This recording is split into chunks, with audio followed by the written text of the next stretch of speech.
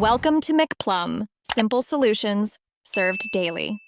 In this video, I will explain how to calculate EMI in Excel. First, let's identify the three essential components: the principal loan amount, the annual interest rate, and the loan tenure in months. Setting up your spreadsheet with these values clearly labeled will make the process much smoother. We will then explore how to apply Excel's powerful functions to get your EMI quickly and accurately. Excel's PMT function is incredibly useful for EMI calculations. You'll need three main arguments: the rate, which is your monthly interest rate; NPER, the total number of payments; and PV, the present value or loan amount. Remember to divide your annual interest rate by 12 to get the monthly rate, and multiply your loan years by 12 for the total number of months. This ensures accurate results.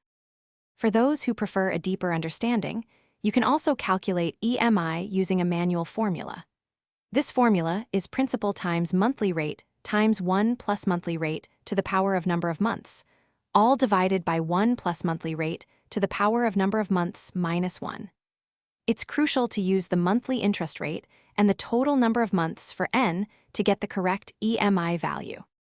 Beyond just calculating EMI, building an amortization schedule in Excel provides a detailed breakdown of your loan. You'll create columns for each payment, showing how much goes towards principal and how much to interest. This schedule helps you see your remaining balance decrease over time. It's a powerful tool for understanding your loan's progression and planning your finances effectively. Thanks for watching. Stay juicy and subscribe.